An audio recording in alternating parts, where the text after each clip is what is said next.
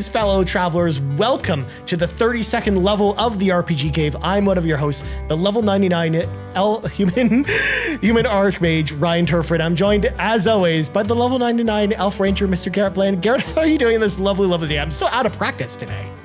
It's okay. You got it, man. I'm doing well.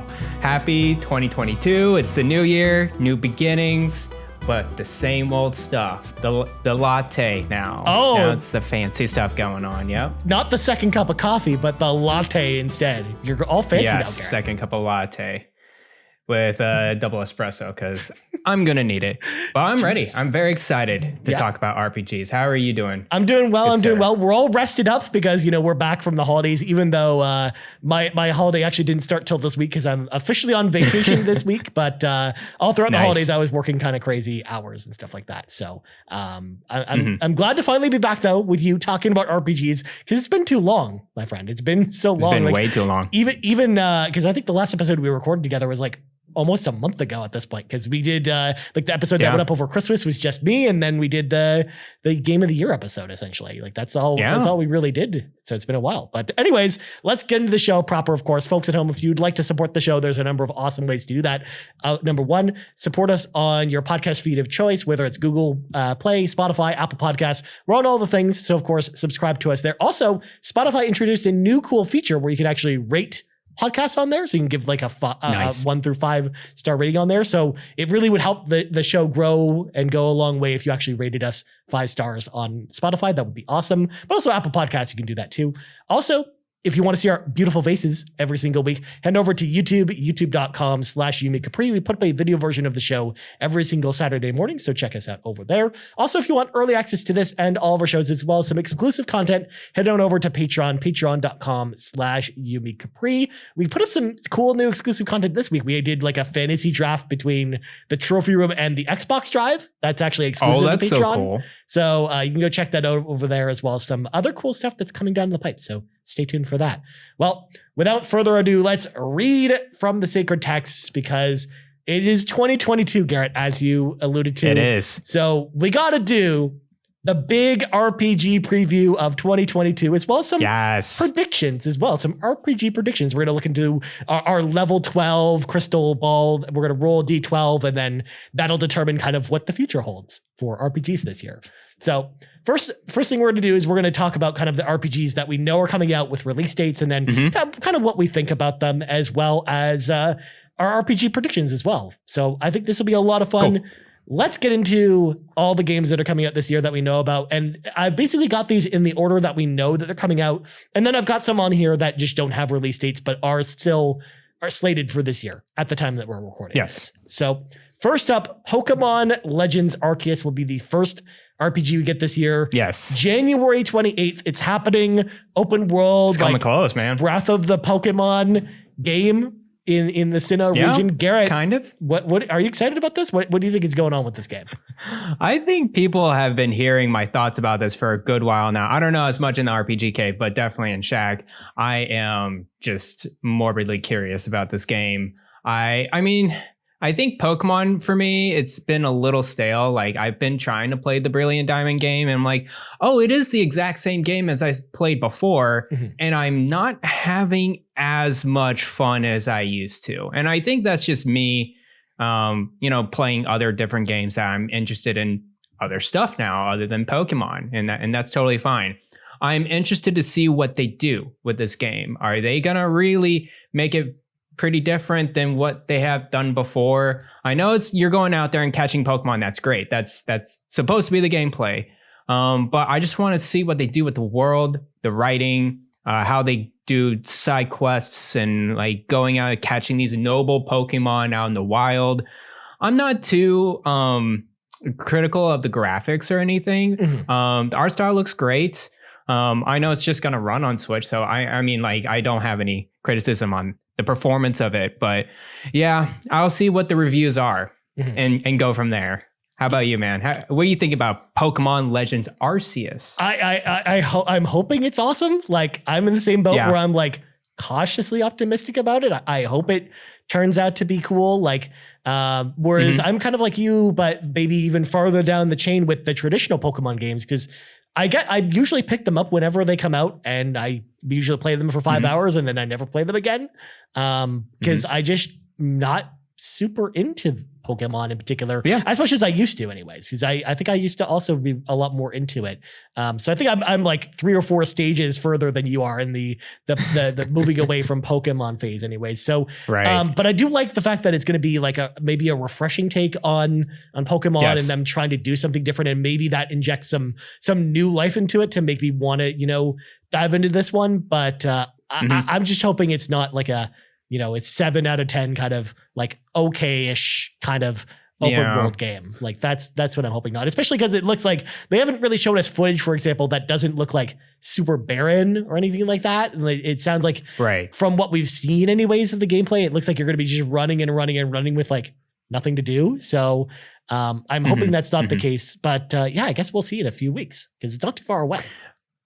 Yeah, I've seen a little bit more combat of it. It looks very Monster Hunter-esque because you got the trainer like actually dodging Pokemon moves. So trying to meld a little bit of that type of combat. Yep, we'll see how it goes for this game. We'll see. All right, next up, we got Lost Ark. This is a new MMO coming to us from Amazon Games.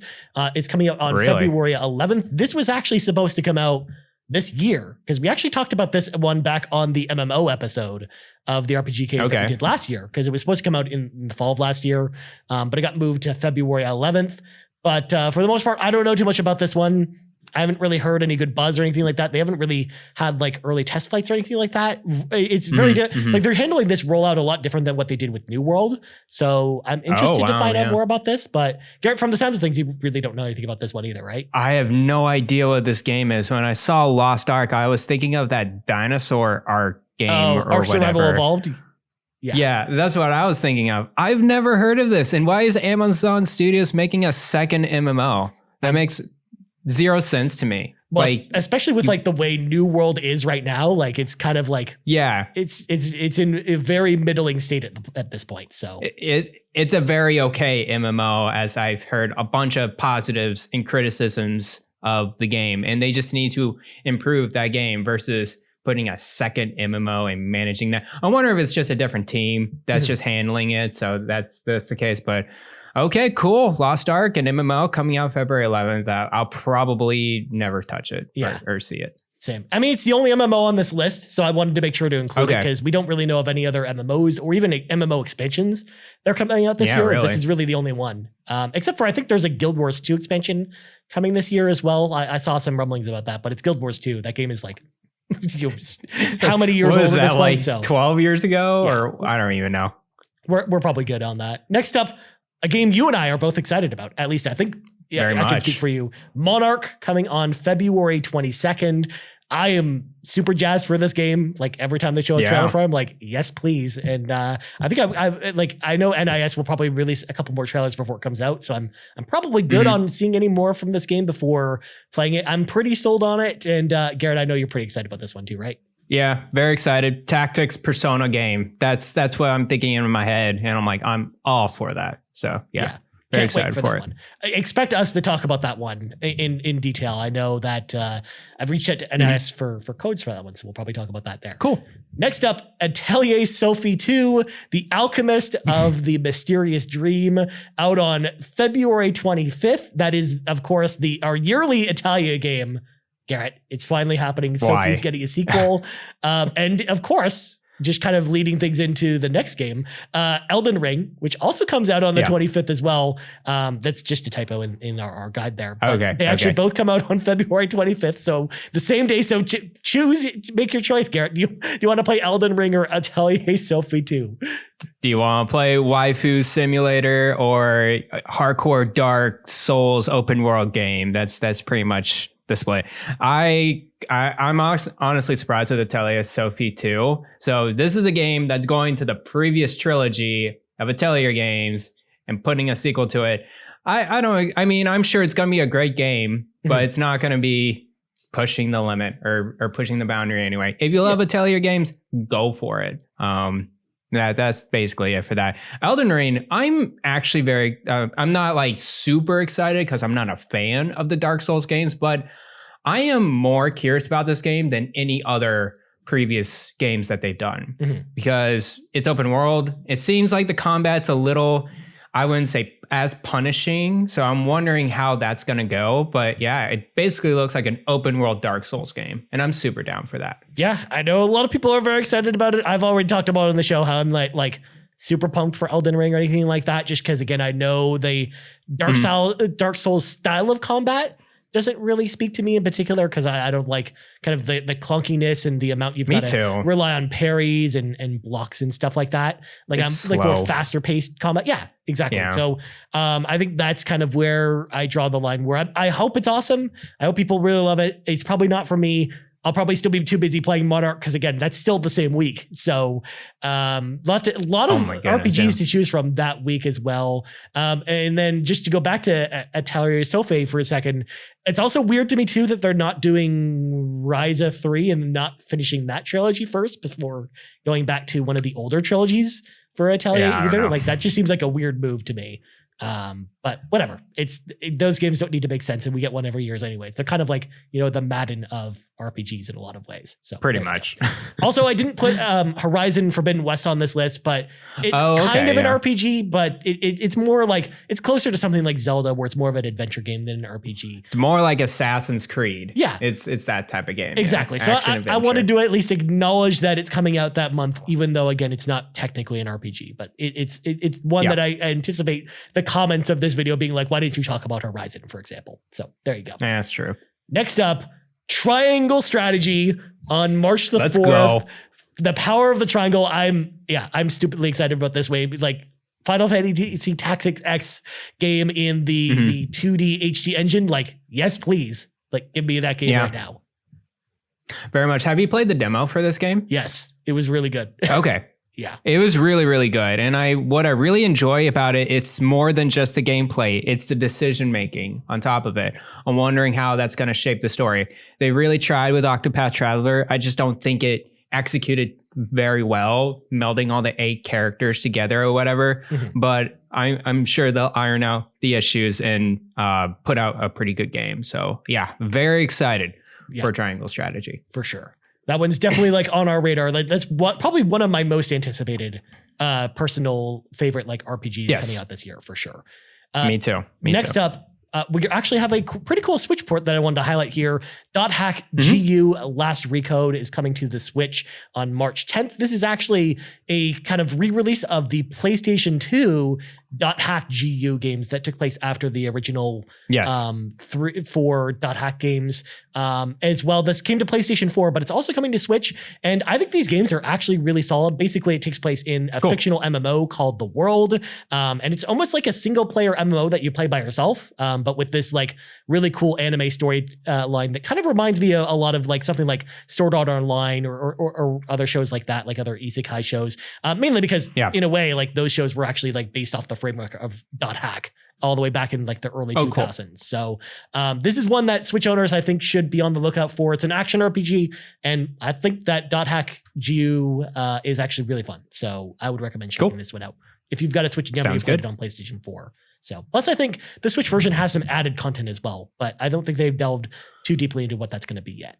So okay, it will be different from the Steam version, because I know the last Recode version of Steam and PS4 has extra content as well. It does, but I think they're adding something else for the Switch as well, but I'm not sure what that is. Yeah, that's interesting. Yeah, it's coming in its own like special version of the game as well, which is going to be interesting. So interesting. Next up, it's time to kill chaos, Garrett. Stranger of Paradise, Final Fantasy Origin, jams out to Limp Bizkit on March 18th of this year. Man. Probably the least excited RPG of this year. It's a Final Fantasy game, and I'm not excited about that, Garrett. And I mean, that tells you everything you need to know about this one, where again, I want it to be cool. Like the idea of Team Ninja, one of my like favorite like action studios, doing a like a Final Fantasy game should be like a no-brainer for someone like me. But it's just the tone and the story and what they're kind of doing with the lore with the original Final Fantasy. I just don't know if I'm really into this, but I hope it gets good. Again, I'm kind of waiting for reviews on this one, and we'll see, I guess. There you go. I still need to play the Neo games. Like, this is not even on my radar because I heard Neo's great and I have it. So I should not even bother with this. Well, there are two different styles of games too. Because again, like Stranger of Paradise has some Souls-like elements, but it's like a big departure from that type of thing. It's more of like I think it's actually closer to something like Bayonetta or Ninja Gaiden versus something like, Dark Souls or something like that. Whereas Neo very much is like Bloodborne or Sekiro or something like that. Like it's closer. It's like a faster Bloodborne in a way. Yeah, exactly. So there are two very different styles of gameplay. Got it. Next up, Rune Factory 5 coming out on March 22nd. Go out there and do some farming and yeah. I don't know. Marry people. Yeah. Rune Factory's just never done anything for me, so I don't really have a lot to say about this one either. I haven't played much of the Rune Factory games. I heard it's very fun, but if you're into that type of genre of like growing crops and going around doing side quests around a village and marrying people, I heard it's really good. It looks like it's definitely an advancement of Rune Factory 4, special editions on Switch, but 5 is like more like the graphics and the 3D perspective and everything looks pretty good. So but I think like if you're like into games like Stardew Valley and you've never played a Rune Factory game or Harvest Moon game, like this will probably be like really up your alley. So I would say to check that out for sure. That's for you, Eiyuden. Rune Factory 5 is for you. Exactly. Or Andrew Watson as well, because I know he's really into Stardew Valley.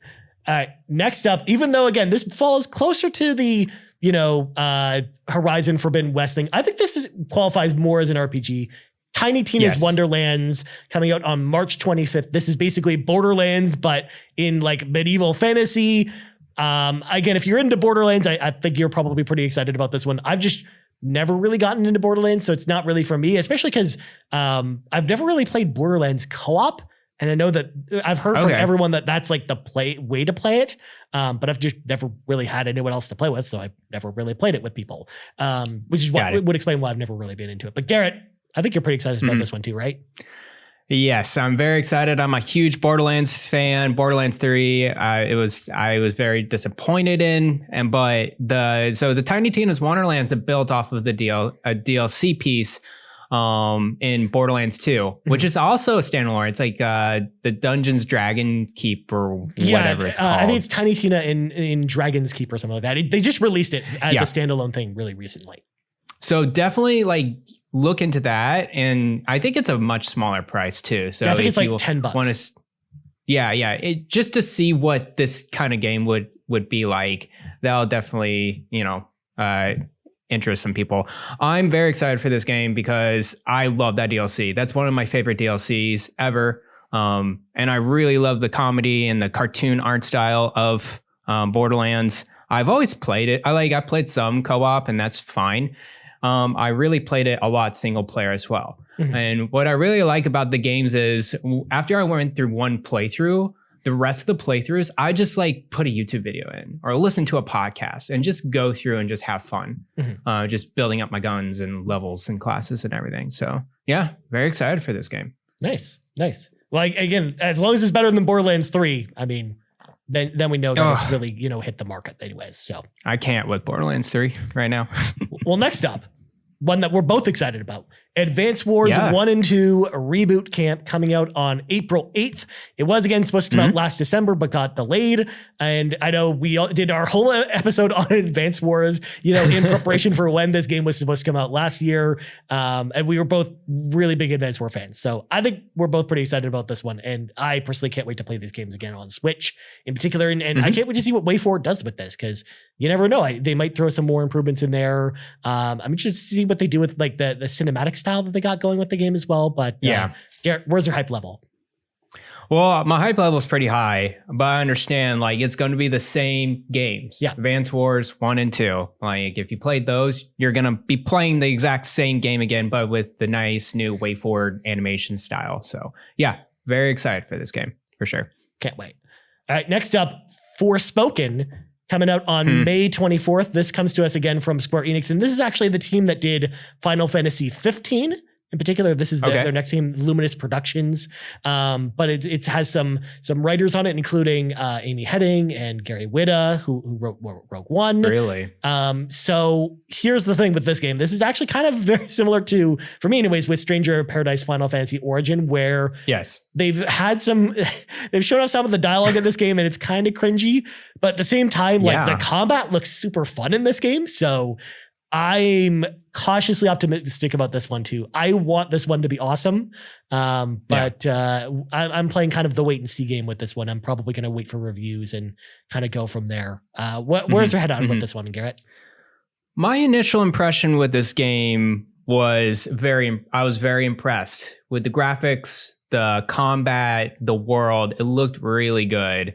What really fell off for me was when they started speaking and started to hear what the story is. And it's just like, oh, you're going to be more of this, like, I don't know, like tongue-in-cheek popcorn flick type of thing. I'm not really sure what the tone of this game is, because it's very contrasting between what the world is and what the writing is. So yeah, I'm with you there, man. I want this game to be good. I think the gameplay is going to be excellent. I think the art style is going to really show off the PS5 and what it can do. But yeah, it all goes down to the writing. And with Amy Hennig and Gary Whitta in it, I'm putting it at a high expectation. Those two are well renowned in media with writing. So yeah. We'll see how it goes, man. We'll see. Yeah, again, May 24th for that one. I'm excited to check that one out. And then our last RPG that we know an exact date for goes all the way to the end of the year with Starfield on November 11th. Of course, the brand new IP from Todd Howard and Bethesda Game Studios. I'm just excited to see what this game actually is, because all we know about it is it involves space, and that's pretty much it. So that's it. Who knows? Yeah. Who knows? So yeah, my hype level is just like, I'm just waiting to see more with this one. Who knows? But Garrett, where are you at with this one? I have this in my predictions, so I'll wait. Okay, perfect. Till the prediction time. We'll wait from there. But then that's all we need to know about for games that have exact release dates. But I tagged five more games in here as well that have been given 2022 as a release date as well, but not necessarily an exact date. We're going to start with Eiyuden Chronicle Rising. This is the action RPG kind of prequel to Eiyuden Chronicle, the full game, which is coming out next year. But that's supposed to be coming spring of 2022. It's actually going to be a day-and-date game with Game Pass, which is awesome to see. And that's really cool. I think this game looks great. Like, it's made by former Suikoden developers, and the art style and the combat looks really fun for this one. So as long as they can nail it with the story, I think that's really the only missing piece of the puzzle that I haven't really seen anything else about. So I'm excited for this one. But cool. Good. I haven't heard much about I guess is a prequel game or whatever that they're doing. Yeah. So, but hey, if it's an RPG and on Game Pass, I'll certainly try it out. Yeah. This one, like the full game is going to be like a turn-based RPG, like more of a traditional based game. But this one's going to be like a side-scrolling action RPG instead. So got it. Next up, Mario plus Rabbids Sparks of Hope. We know it's coming out sometime this year. We don't know when, but you and I are both probably really hyped for this one, right, Garrett? Yeah, no, this is probably my most anticipated RPG of the year. I really love the first game, and I think I've spoken about it time and time again. Guys, go play this game. Try it out. It's the most accessible tactical RPG there is. Just go and play it. Yeah. So it's really fun. So check it out. Next up, Marvel's Midnight Suns. That's coming out in the second half of 2022. This is coming to us from Firaxis, the makers of XCOM, and it's essentially like a Marvel, like XCOM, like strategy RPG, but it involves cards. So there is that element to it. And I know a lot of people had a lot to say when they revealed that this game used cards and a deck and stuff like that. But I'm hopeful for this, because I know Firaxis, for the most part, hasn't really gone wrong, whether it's Civilization or XCOM. Like, their games are always top notch. So I'm expecting this to be awesome. What do you think, Garrett? I know everyone this is very exciting because it's a Marvel game. and everyone loves Marvel, but wait a second, it's tactics plus cards. Now everyone is just dumping on it just because, and they're just like, okay, I'm done. I am interested to see what the reviews are for this game. I think, I know Arceus is doing this. I'm still cautious about it just because the way it looked in the beginning. So I wanted to see more previews and see in-depth gameplay and see what the combat is actually like. The game is like, but for now, I wouldn't buy it day one. Yeah, I think that's what it really needs is like an E3 demo of like here's what you're actually doing in this game and how the cards interact with things. Because for the most part, with like the trailer when they showed off the cards the first time, it was just like brief snippets of what you're doing with it, but not really kind of like seeing what the actual like combat scenarios are going to be like. And I think more than anything, I think that's what's going to really help sell this one. So. Next up, Sea of Stars. This comes to us from Sabotage, the makers of The Messenger. And this, of course, is kind of their ode to Chrono Trigger. This, of course, was a Kickstarter a few years ago. And I think it's looked really promising ever since they announced the Kickstarter. And I can't wait for this game. I love The Messenger. That's actually like one of my personal like top 20 favorite games of the last generation, and I can't wait to see what they do with an RPG this time around, rather than, you know, a Ninja Gaiden / Metroidvania game was what The Messenger was, in case people didn't play it. So, Garrett, have you seen anything about this one? Are you excited? Dude, it looks so good. Yeah. The most recent trailer or preview or whatever that they gone through, it looks so nice. It does. Yeah, it's an homage to Chrono Trigger in those type of games. And the art style looks fresh. I'm very excited for this game. I hope it comes out this year, and hopefully we're able to play it. So yeah, super excited. That's one that's kind of like on the bubble at this point, whether or not it's actually coming out this year. And then the other one that's kind of on the bubble too, that I'm assuming is going to come out this year, and they've already announced that it's supposed to.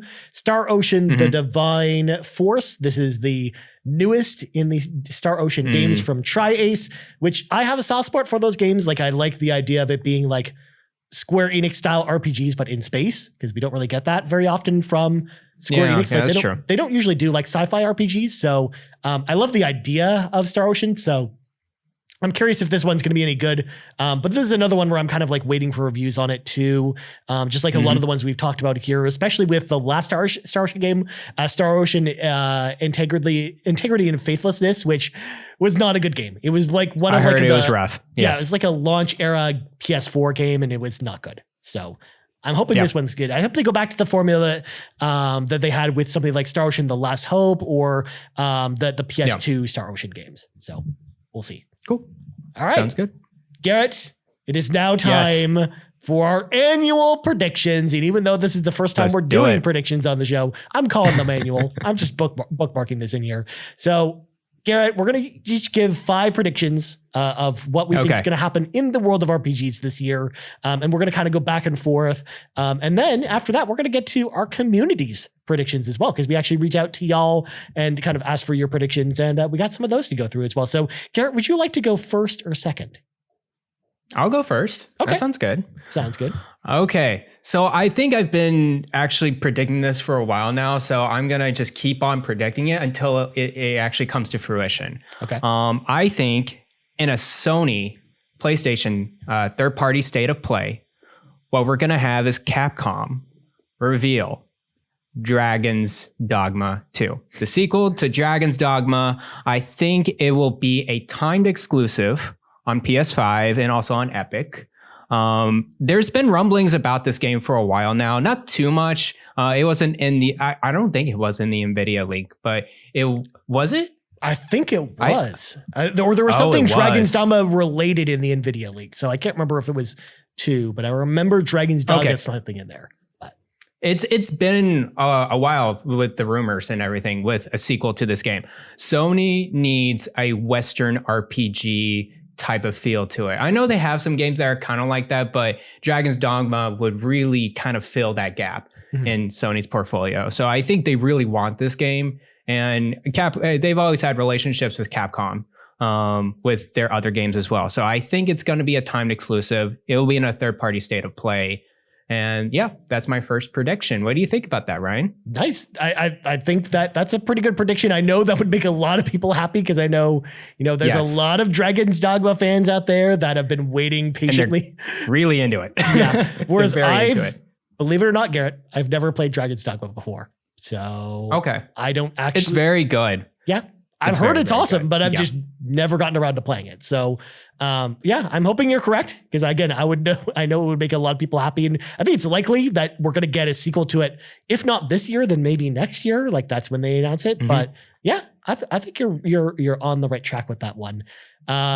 Well, my first prediction, Garrett, I'm going to kind of go in like my easiest predictions to hardest predictions, kind of, giving my softballs off the top here. And the first one I think is pretty much a gimme, and I have to steal this one from Garrett before he says it. Okay. I know it's probably on Garrett's list too.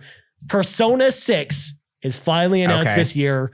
It's coming exclusively to PlayStation 4 and PlayStation 5 in 2023 as either a timed exclusive or a full exclusive. So even if they announce, it's coming to Switch later, it will be a PlayStation exclusive at launch. Also, to kind of throw another wrinkle into this prediction, I predict the color is going to be green for this game. Oh, that would be cool. Yeah. I did not have Persona 6 specifically in this set of predictions, just because they could or could not. It's very nebulous to me, and so that's actually a pretty good prediction. Is timed exclusive. I'm wondering what the advancement is of Persona 6. I'm still thinking about it because Persona 5, even though it's been a while, it still seems pretty fresh to me compared to between Persona 4 Golden and Persona 5. Right. So I'm wondering if they'll switch it up. Is it going to be school? Is it going to be something else? I hope it's still a band of people together and have that Persona style, but I would be very interested in like college or like another type of kind of community or maybe if they like do that, something like Persona 2 where like they had one like Persona 2 Innocent Sin, which took place like kind of in high school, but then Eternal Punishment took place at this like detective agency. So maybe they do something like that where it's like not necessarily school related, but have like a similar idea, but with another like maybe a profession, even like a job, like, or maybe they're all cooks at a kitchen or something like that. I don't know. Like maybe they're all chefs, or going to college. I think is actually a good idea too. Like I would be interested to see what Japanese college or Japanese university would be like in a video game. Like that'd be really cool. Yeah. Yeah. Not only that, but do you also like the reason I think it's getting announced this year for next year is like, it just makes so much sense with the Persona anniversary stuff. Like, why would they do these like 7 announcements leading up to September, which times perfectly with Tokyo Game Show, and not announce Persona 6 at the end of it? Like, that would be crazy. Yeah. We will all be facepalming the end of those announcements if they don't announce it by the time that's over, I think. Yeah, that sounds good. I still think Persona 6 will be released for Japan and then have a few months gap into the English translation as well. Yeah. So yeah, same here. That's why, like, when I say 2023, that's probably just for Japan. But I think that's all they'll really tell us is just the year, and probably not, And the trailer's going to be in Japanese. I think that's what's going to happen. Yeah. All right, cool. So my second prediction, it's going to be specifically for E3. So you can say an E3 prediction. Okay. I think Avowed. We haven't heard much about this game at all. Just one trailer and then some tidbits of information here and there. It'll be shown off, and we're going to have a pretty good idea of what the gameplay is going to be like. It's going to be an in-depth gameplay trailer with the Obsidian team. I think it's going to be like Skyrim in a familiar format. It's going to be like that, but it's going to be much smaller scale, much more focused into the writing, as we've seen with the Outer Worlds. So yeah, that is my prediction for Avowed. I hope we get to see more of it, and I think they'll announce spring 2023 as their time release. I was going to ask you about that, because even if it doesn't count towards the prediction, I would just be curious to when you think that game's coming out. Whereas personally, I don't know how close that game is. Like, I wonder like which is actually going to come out first in a lot of ways, like Avowed or the Outer Worlds 2 at this point, because they both announced both of them, but we don't know when either of them is coming back out. So yeah, I still think it's probably one of those two games will come out in 2023, and it just depends on which one they feel like releasing first. It's probably Avowed, though. You're probably correct about that, because with the initial trailer, we saw gameplay at least from it, whereas the Outer Worlds 2 trailer was just literally a comedic trailer with some signage, essentially saying, "Hey, by the way, this game exists," kind of thing. So yeah, I'm hoping you're correct, and I'm hoping it's out soon. So there you go. Yeah. That sounds awesome. I mean, Microsoft needs something to show off at E3 besides Starfield. So I imagine this will probably be one of those games, because I still imagine like stuff like Perfect Dark and Fable and stuff like that. It's like, those are still probably like 2024 games. A ways away, yeah. Yeah. So next up for me, again, another bit of more of a softball one. The Final Fantasy Pixel remasters are announced and released for consoles sometime before the end of Q2 of this year. I suspect this announcement will basically come when they release Final Fantasy VI on PC. So essentially when they release it on PC, that's when they'll announce, hey, by the way, the console ports for these games are coming on this date. And it'll be before June, I think. Because I think it'll be a pretty quick turnaround, which would be awesome, because these were games that, like, when they announced them at E3 last year, I was so excited for them until they kind of got to the end and they said phones and PC, and I just like, I it's like, are you serious? Yeah. My question is, do you think some of them will be in PlayStation's subscription service and some of them will be in Game Pass? Maybe. I actually think they're more likely to be in Game Pass versus PlayStation now, but that's just me personally, because I think Microsoft's willing to write them this big check at this point for these games, whereas I don't know if Sony is willing to do that for a day one release at this point, especially with remasters like this. Even though I know that PlayStation Now currently has all of the Final Fantasy games in it. They added 7, 8, 9, 10, and 12 essentially pretty recently to now. But they have PlayStation has a tendency not to do day one releases with Now, so that's why I think it's more likely for Game Pass. But we'll see. Okay, maybe even both. That sounds good. All right. I want to play these on Switch. That's all. Yeah, and that's all I care about. I'm kind of the same boat. With these, if they come to Switch at all, even if they come to the other two platforms, I will buy them on Switch, because I think those are the perfect games to bring on the go, but not have to play on my phone. So that's kind of how I feel about it. All right, Garrett, what's your next prediction? All right, prediction number 3. I have to say something about this. Fire Emblem. Yeah.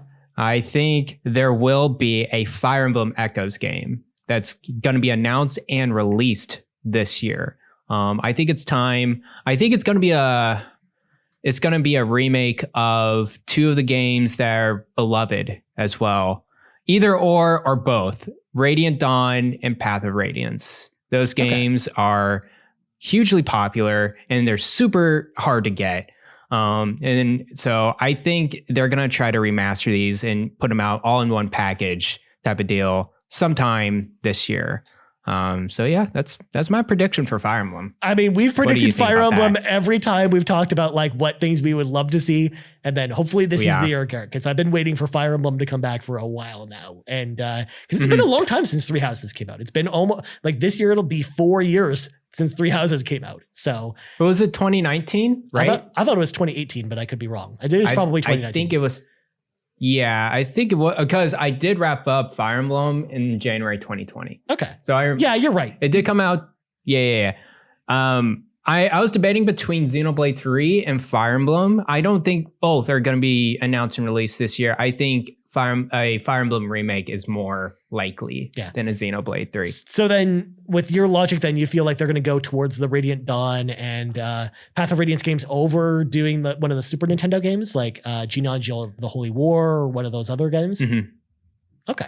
I think so. I know those are probably the next games lined up to be out and released as a remastered version. But I think, Radiant Dawn and Path of Radiance was kind of like the first Fire Emblem games that really came out in the US that was a little bit more popular, especially on a mainline console as well.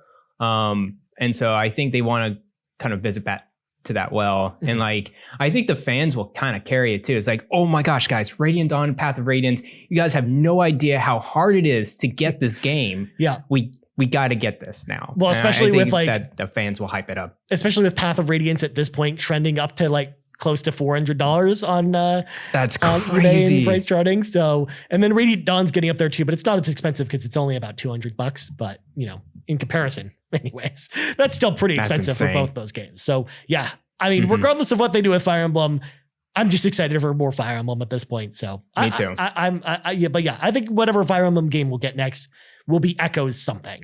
So Yes. I'm going to create a little drama here because I'm going to go the other direction with this, Garrett. I'm going to say that Xenoblade Chronicles 3 is finally announced. It comes out this December. I think it's happening. Okay. In December. Okay. Yeah. Against your better judgment, I think they like that window for Xenoblade Chronicles in the winter time. They do. After kind of like their big games come out. And I think it would be a perfect fit. And I think it's about time that we get a new Xenoblade Chronicles game. Because again, that one, it's been 5 years since the last one. At this point, yes. I mean, they did do the definitive edition of Xenoblade Chronicles 1, but even then, it's been a little while since that came out too. So yeah, I would hedge my bets to either that at least be announced this year, but I mean, for my prediction to be true, it has to come out this year. So there you go. Sounds good. Do you think it's going to be like Xenoblade Chronicles 2, where it's going to be new character and new side characters and new story, but there's a connection somewhere? Yeah. Like, is it going to be like that? That's exactly what I think they're going to do. They're not going to, bring back the same characters from any of the previous games. It'll be, same ideas with Xenoblade Chronicles 1 to 2, essentially. Sounds good. Cool. Yeah. Awesome. All right. So my fourth prediction is about Starfield. Okay. We know, I think Bethesda gets a bad rap a lot of the times, especially because of Fallout 76. And I just want to, inform everyone, Fallout 76, it wasn't mostly Bethesda, the studio in Maryland. It was mostly the studio in Dallas, in Dallas, Texas. So I think Starfield's actually going to be very good. I think it's going to be to the point that it's going to be as good, maybe a little bit less because Skyrim is so memorable, but it's going to be as good as Skyrim. I'm going to believe it's going to have an open critic score of 90 or higher. We're doing the fantasy draft later today, so of course the picks are already out, so I don't care what I say now. The open critic score will be 90 or higher on Starfield, and it's going to put Bethesda back on the pedestal of Western RPGs. We know CD Projekt Red had it with Witcher 3 and messed it up with Cyberpunk. And I think Bethesda's ready to go, man, because this game has been finished. It's been playable for a while now, and they understand that they need to fix the bugs. And that's what the reputation is right now. They got to fix those bugs, make it as clean as they can. And that's why they put it such a late date this year, to make sure that it has enough refinement in order to be released. So yeah, I think Starfield's going to be very good. Nice. And yeah, like it exudes confidence for them to basically be like a year out and throw that release date down there. Like they know that A, they're going to hit that release date, and B, they're going to be able to deliver the level of quality that people expect if they announce that a date that far out. So yeah, I'm with you. I actually think they're probably going to have a winner on their hands with this one. And yeah, the only real problem is going to probably be the bugs, as you kind of alluded to. Like if it's a buggy mess like Skyrim was, then that's going to be a real problem with people and probably affect the Metacritic score more than it affected Skyrim, because I think people are kind of over that at this point. But it's also a modern game too. And just, we see a lot of modern open world games that are just very buggy at launch too, like regardless of how much they put into it as well. So, I mean, we have to maybe shift our expectations a little bit, but yeah, I'm with you. I think it's going to probably be one of the higher Metacritic or open critic games this year. So a 90 is probably a pretty good number for that one. So yeah. Yeah. Sounds good. Solid pick. I think, with Bethesda, people think of it as like BioWare, but we have to understand Bethesda, their staff has been there. They haven't left. Whereas BioWare, there's been a lot of mix around. So they still have that identity. So I'm hopeful for this game. Fallout 4 was a bit of a disappointment to some people, because it did have some problems both with the story, but also just, the settlement builder, for example, just did not they tried. win over a lot of people. It was just kind of poorly implemented, and I personally just didn't really get into that mode. But otherwise, I'm expecting, high, like good things from this one. So I hope it's awesome. Yeah. All right. Next up for me, my fourth prediction, of course, you wouldn't have me, Ryan, the Final Fantasy guy on the show, without saying anything about Final Fantasy VII Remake. So I have to say this. Final Fantasy VII Remake Part 2 is officially revealed this year. It will have a title that isn't Final Fantasy VII Remake 2. It'll have like some kind of like stupid word on the end of it, like integrate or something like that. And it will be dated for April of 2023 as a worldwide release. It is exclusive to PlayStation 5 and not coming to PlayStation 4 or any other consoles at launch. So Wow. Okay. Yeah, I mean, sounds good. It's time for Square Enix to finally talk about what's going on with Final Fantasy VII Part 2. And yeah, I think this is the year where we finally get, the full details of when we can expect this to come out. And I think it's ready to go for next April, but we'll see. I mean, it's Square Enix. They could either be, very fast putting games out or just super, super slow. It just depends on how they're feeling about it, right? So, whoa, Ryan. They got to put in the NFT system now. Of course. They're all about the NFTs. You heard it from the CEO. Of course. In order to make money, they got to go to the NFTs. So I mean, Konami was listening to that. Did you see those Castlevania NFTs, Garrett? Yeah. I've heard of that. Ridiculous. I'm still wondering the juggling between Final Fantasy 16 and 7 Remake Part 2. Well, they're two completely different teams because 16 is the team that did Final Fantasy 14 and Endwalker, and Final Fantasy 7 Remake is the same team that did 7 Remake. So it's two completely different teams. Because essentially it's the Kingdom Hearts team that did 7 Remake. Got it. I understand that, but still with just with the audience in general, I know more Final Fantasy is better, but when are they going to release both? I don't know. Like they'll have to space them apart a little bit. I can shine a little light on this because I personally don't think that Final Fantasy 16 is coming out this year. And I don't think it's coming out next summer. I agree with that. I think it's coming out next fall. Like fall 2023. Okay, so 2 Final Fantasy games next year. Yeah, but again, like that's plenty of space apart between one releasing in April and then one releasing in like November is essentially what I'm seeing for Final Fantasy 16. Yeah. Plus, I mean, and the reason I think Final Fantasy 16 is that far away is Yoshi P, basically the director of that game. Basically, he had a message over the holidays saying that basically that game's been delayed by a year from when it was supposed to come out, and I think it was supposed to come out at the end of this year. So I think it's going to come out next year, especially because, again, it's the same team that did Endwalker. And as people have kind of been paying attention to that game and, the server problems and stuff like that, it's been kind of all hands on deck with that game, which is probably delayed it even further. So that's why I think Final Fantasy VII Remake Part 2, its best window is probably April of next year. Otherwise, you'll have to wait probably until like the summer of 2024 probably to put it out at that point. Got it. Cool. That sounds good. That's a good prediction. Last prediction, Garrett. This is like all out, man. It is a crazy amount of subparts with this prediction, and we are going back to the Persona world. I'm not mentioning anything about Persona 6, but I will predict 4 announcements out of the 7 that they have remaining this year. The first announcement, Persona Q and Q2 will be remade and announced on Switch and PC. That's my first one. Nice. Second one is Persona 3 Portable version with the add-on FES will be announced for PS4, Steam, and Switch. Now, with that one, real quick, I just want to pick your brain before I forget about it. Will that it basically be like the visual novel style of the PSP version, or will they have like the open world third-person camera kind of thing that you see from all the other Persona games? I'm not too sure about that one. I haven't played Persona 3. I know there's a lot of different ways I was gonna say, the versions came out. Yeah. Persona 3 Portable is essentially like it shows you a map and a bunch of little icons and you move a cursor between icons to kind of explore things versus FES, which is basically plays the same as Persona 4 does. So so it's going to be like more accurate FES to say it'll be FES with the Persona 3 Portable content. Yeah, with the male and female storylines or whatever. Right. I think they're going to go all out Persona 3 treatment with this, whatever they can, and release it on PS4, Steam, and Switch. Perfect. All right, keep going.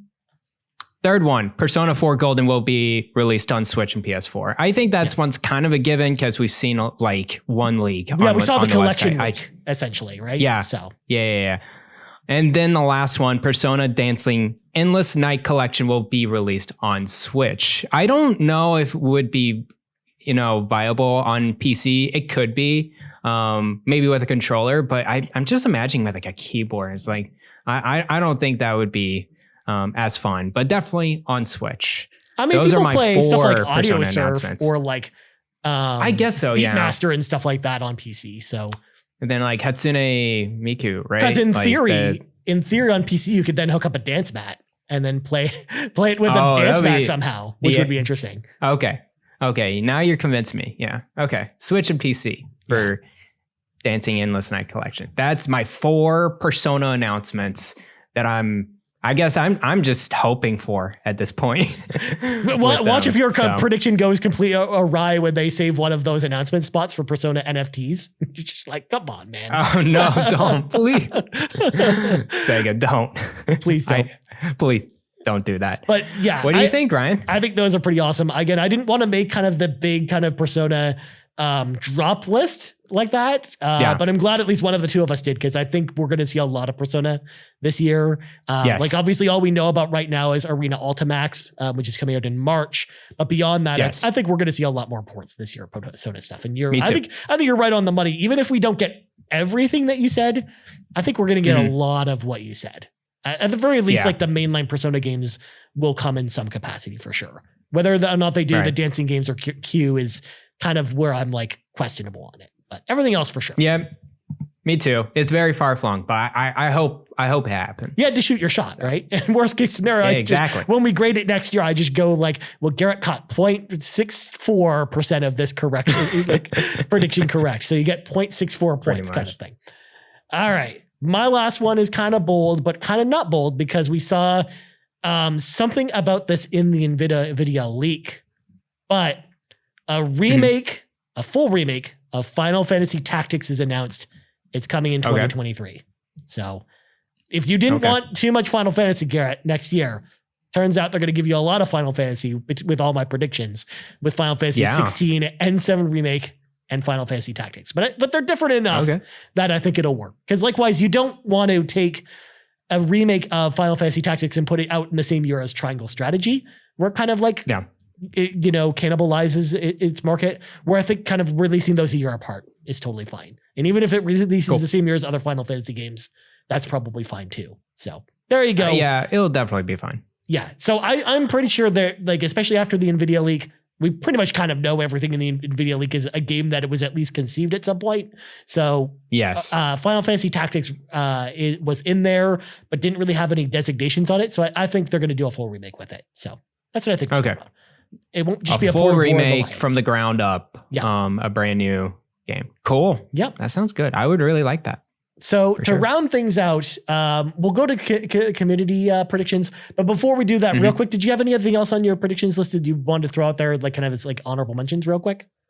Those were like most of my predictions. The last one I put in as a backup was Golden Sun remakes. Could be announced for Switch. And I think if they do that, they would definitely outsource that to an indie studio or another studio that's not Nintendo. So that was my other backup prediction. Nice. And then my other two were either Bravely Default 2 or Triangle Strategy will come to Xbox this year on Xbox Game Pass, especially Bravely Default 2 in particular, because we know it's on PC. And I think it's going to have the trajectory that Octopath Traveler did, where after it came to PC, it came to Xbox on Game Pass. So I think that's one thing. And then the other one was Sega announces a new Sakura Wars game. It will release in Japan this year, in North America in early 2023. Because I think it's almost time for a new Sakura Wars game after the last one came out a few years ago. So there you go. Cool.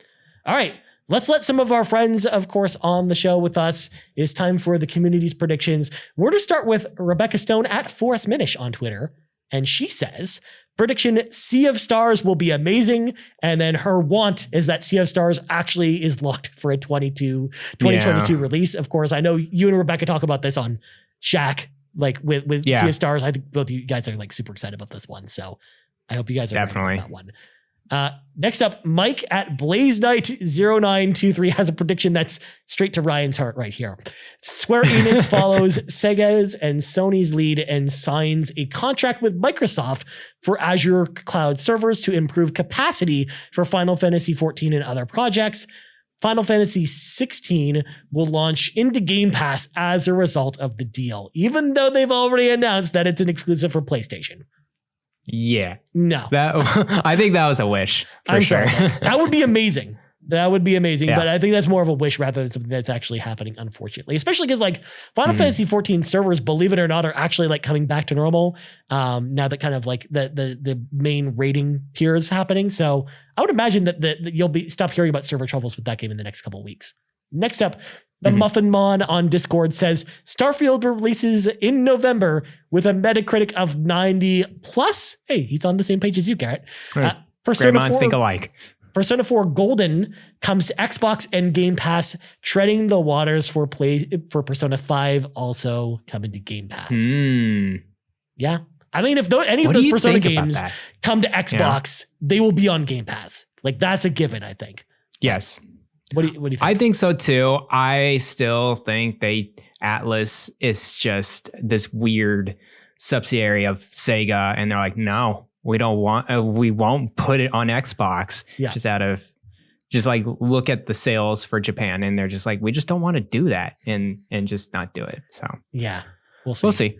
Yeah, I mean, they were just amazed that Persona 4 sold well on PC when they ported there. That's true. Yeah, really. Like, I mean, I could have told you that. Next up, Delroy on Discord has some predictions as well as some wishes that he wanted to share with us. So first up, prediction: CD Projekt Red will finally release current gen patches of The Witcher 3 and Cyberpunk 2077, the latter of which will coincide with its release on Game Pass, and an announcement of The Witcher 4 being dated for 2023 and will star none other than Ciri. Gamers chuckle at the release date because they know it's not true. So yeah, definitely not true. There's that. That would be cool though. Yeah. Cyberpunk, I think, is a good chance coming to Game Pass. Like Sean and I talked about this on Xbox Drive where, Witcher 3 is on Game Pass. Maybe to drum up some excitement about Cyberpunk 2077 with the next gen remaster. Maybe that's when they put that game on Game Pass. But we'll see. That makes sense. Cyberpunk, I got that game day one release on Xbox, have not touched it. I played it for like maybe 5 hours and I was like, oh, okay. Yeah. I'm going to wait till the current gen patch and hopefully this year. I don't know. I was going to say, I had it on PlayStation 4 Pro where I played it there and it was not smooth. So I ended up refunding my copy. Worse. And then I bought it again for $10 on Xbox and that copy is still sealed. So there you go. Smart. That's very smart. Yeah. So I will wait until the patch comes out. And then Delroy's wish is that Konami will acknowledge Suikoden is a thing and release ports of 1 and 2 to Switch, PC, and other modern hardware.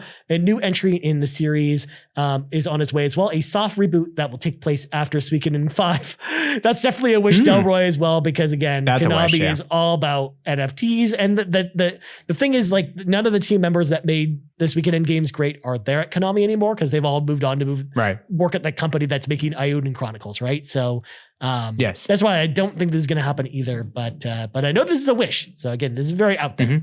Meant to be very out there. I can see Suikoden 1 and 2 being ported over just because they've done it with Castlevania and other collections. So I could see that. But yeah, definitely not a new entry to the series. Yeah, I think like Konami in particular, especially because if you remember, they were supposed to have this at E3 press conference last year where they were supposed to announce like 5 different things, but then they ended up canceling it because of COVID. So we don't even know what's happening, but we know they have a lot of stuff to announce. So I would imagine we get some kind of collections of something, and maybe it's Suikoden or maybe it's more Castlevania because we still kind of need the DS ports of the Castlevania games as well as some other stuff. So we'll see.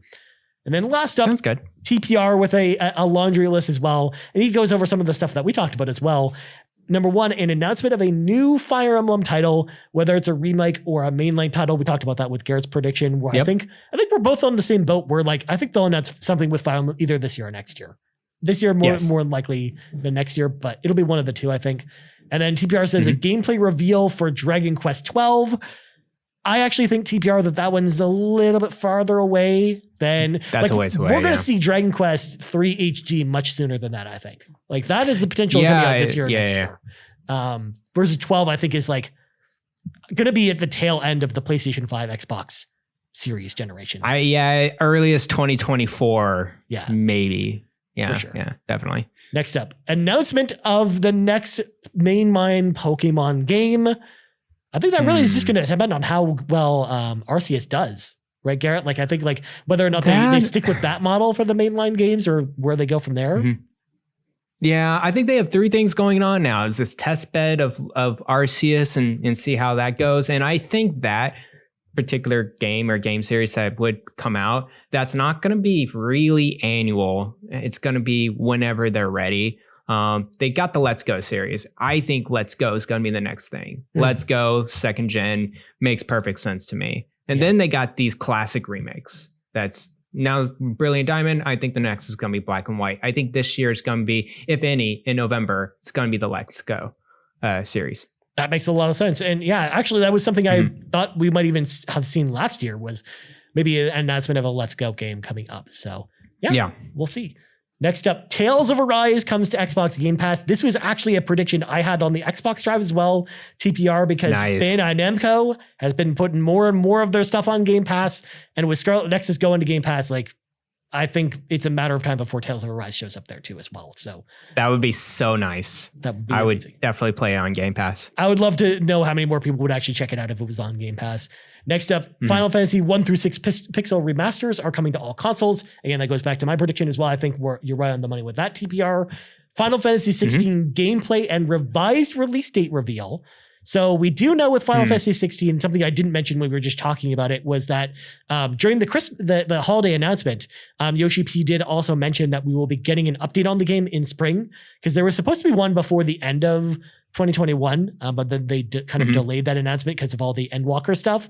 So I would imagine we get that kind of like a reveal for that in March. And then, there'll probably be some kind of release window tied to it. And I think, again, that release window will be 2023, and it'll just be the fall of that year. And then last thing from TPR, Starfield actually releases this November without any delay. Because I know there are some people out there who are thinking that maybe Starfield doesn't come out this year. But again, going back to what I said before, it's just like they don't announce a game that far out with the release date if they don't think they can hit it. So there you go. Yep. This sounds good, man. Yeah. So awesome. That's everyone's predictions. So thank you to everyone for submitting those, whether you're on Twitter or Discord, of course. Thank you for that. But we got to go. But before we go, Garrett Plugs go. You can follow me on Twitter at Blind Explosion, and I'm also a co-host to Nintendo Shack, part of the PlayZone Video Games Podcast Network. And you can watch us over at twitch.tv/PSVG. We don't have a Patreon anymore, so don't go over there anymore. I was just going to say, this is the first time you've actually not had to tell people to go to the Patreon, which is kind of crazy. Yeah. As for me, you can find me on Twitter at Ryan Turford. You can find us on Twitter at Yumi Capriz, on YouTube at youtube.com/Yumi Capri, and on podcast services around the globe. So for Garrett Bland, I'm Ryan Turford. This has been the 32nd level of the RPG Cave, and we're out. Bye-bye. The RPG Cave's mana is fueled by patrons over at patreon.com/Yumi Capri. And I want to say thanks to each and every one of our Patreon supporters for all of your support throughout the years, as well as supporting our independent content. And let's start by thanking our premium producers, Dallas Ford, Lee Navarro, the fearless leader of the Phoenix Overdrive Extra Life team, and Jonathan Brown. You can find his content over at youtube.com/PM Entertainment. Our platinum producers, Robbie Bobby Mailer and Trucker Sloth, and our gold members, Argo, Brendan Myers, Dallas Robbins, Emily O'Kelly, Heather Boney, James Johnson, Joel Brooks, Jose Jimenez, Mac Time, Benji Kong, Marcus O'Neill, RJ Kern, Dano, Skinny Matt, Mr. and Mrs. Nasty Boots, Foolish Fuji, and Xavier Reyes. Thank you all for all of your support.